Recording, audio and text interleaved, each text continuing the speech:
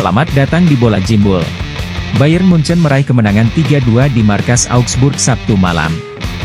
Mereka berhasil memimpin melalui pemain muda, Alexander Pavlovic, yang mencetak gol pertamanya di Liga pada menit ke-23. Namun, hanya semenit kemudian, pemain sayap Bayern Kingsley Coman harus dibantu keluar lapangan setelah mengalami cedera lutut, menambah badai cedera di tim Bavaria. Musiala dan kawan-kawan menambah gol kedua di masa tambahan waktu babak pertama, ketika Alphonso Davies melepaskan tembakan mendatar dari jarak jauh. Augsburg mencetak gol pertamanya ketika Armedin Demirovic tidak terkawal di kotak penalti dan menaklukkan Manuel Neuer dengan sundulannya. Harry Kane kemudian mencetak golnya yang ke-23 di Liga pada menit ke-58 setelah tinjauan VAR yang panjang karena terindikasi offside. Augsburg kembali mendapatkan penalti pada menit ke-87. Namun, Neuer dapat menepis tendangan penalti dari Sven Michel. Di injury time babak kedua, Demirovic mencetak brace dengan tendangan penaltinya. Real Madrid meraih kemenangan 2-1 atas Las Palmas di lanjutan La Liga Spanyol pada Sabtu malam. Real menguasai penguasaan bola, namun kesulitan menciptakan peluang bersih. Mereka justru dikejutkan oleh tuan rumah pada menit ke-53, ketika Javi Munoz mencetak gol memanfaatkan umpan dari Sandro Ramirez di sisi kanan. Tertinggal satu gol membuat Real terus menekan Las Palmas. Akhirnya mereka menyamakan kedudukan melalui Vinicius dengan tendangan dari sudut sempit. Tekanan Real tanpa henti membuat mereka mencetak gol kemenangan pada menit ke-84, ketika pemain pengganti Tchouaméni mencetak gol sundulan dari sepak pojok Toni Kroos. Dengan hasil ini tim asuhan Carlo Ancelotti memuncaki klasemen dengan 54 poin dari 21 pertandingan. Juventus ditahan imbang 1-1 di kandang oleh Empoli. Juventus harus memulai laga dengan 10 pemain pada menit ke-18.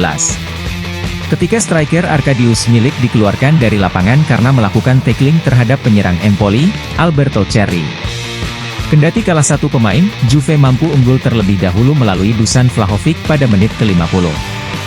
Ia mencetak gol dari di kotak penalti memanfaatkan bola liar. Sayang, gelandang Empoli, Tommaso Baldanzi, menyamakan kedudukan 20 menit kemudian melalui tendangan mendatar dari jarak jauh. Juventus masih memuncaki klasemen dengan 53 poin dari 22 pertandingan, unggul 2 poin dari Inter yang memiliki 2 pertandingan lebih sedikit. Barcelona mengalami malam yang kelam ketika tim tamu Villarreal mencetak 2 gol di masa tambahan waktu untuk meraih kemenangan La Liga 5-3 pada hari Sabtu. Di awal laga, Villarreal sempat mencetak gol terlebih dahulu, namun gol tersebut dianulir karena offside. Di akhir babak pertama, Villarreal membuka keunggulan melalui Gerard Moreno. Ilyas Ahmad semakin membuat publik tuan rumah terdiam 9 menit setelah turun minum. Ia berhasil one-on-one dengan kiper Barca setelah Joao Cancelo melakukan blunder. Namun, Barcelona membalas dalam waktu 11 menit melalui sepakan Ilkay Gundogan pada menit ke-60, dan Pedri, 8 menit kemudian. Barca berbalik unggul berkat gol bunuh diri Eric Bailly pada menit 71. Berada di atas angin, Barca haru menelan pil pahit kala counter-attack cepat Villarreal berhasil dikonversi oleh Gonçalo Guedes di menit 84. Barca terus menyerang dan mendapat hadiah penalti dari handball Santi Comesana pada menit ke-90. Namun, setelah dilakukan pengecekan VAR, wasit mengubah keputusannya meski tayangan VAR jelas menunjukkan bola mengenai sikunya. Naas, di babak tambahan waktu Villarreal semakin mengubur Barca dengan gol yang dicetak oleh Sorloth dan Luis Morales. Ini adalah pertama kalinya Barca kebobolan 5 gol dalam pertandingan kandang La Liga sejak Januari 1963. Setelah laga, pelatih kepala, Xavi Hernandez mengeluarkan pernyataan resmi bahwa ia akan mengundurkan diri saat musim ini berakhir. AC Milan gagal mengeksekusi 2 penalti di saat Bologna mengonversi 1 penalti untuk meraih hasil imbang 2-2 di San Siro. Pertandingan dihentikan beberapa detik pada menit ke-16 untuk mendukung kiper Mike Maignan, yang menjadi korban rasisme di Udinese. Bologna memecah kebuntuan melalui gol Joshua Zirkzee pada menit ke-29. Ruben Loftus-Cheek menyamakan kedudukan sesaat sebelum turun minum memanfaatkan umpan silang dari sisi kanan. Saat Milan siap meraih kemenangan kandang, Filippo Terracciano menarik baju Victor Christiansen di kotak penalti.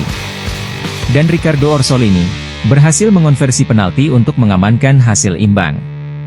Olivier Giroud dan Theo Hernandez gagal mencetak penalti untuk Milan di masing-masing babak. Giroud gagal mengeksekusi penalti setelah Louis Ferguson melakukan pelanggaran terhadap Simon Kjær. Sedangkan tendangan Theo justru membentur tiang kiri, bola rebound bisa disontek oleh Theo kembali. Namun wasit menganulir karena terjadi offside. Milan berada di urutan ketiga klasemen dengan 46 poin. Tertinggal 7 poin dari pemuncak klasemen Juventus dan terpaut 5 poin dari Inter Milan yang berada di posisi kedua. Pantau terus informasi sepak bola, transfer pemain, jadwal live, dan hasil pertandingan tim kesayangan kamu, hanya di Bola Jimbul. Salam.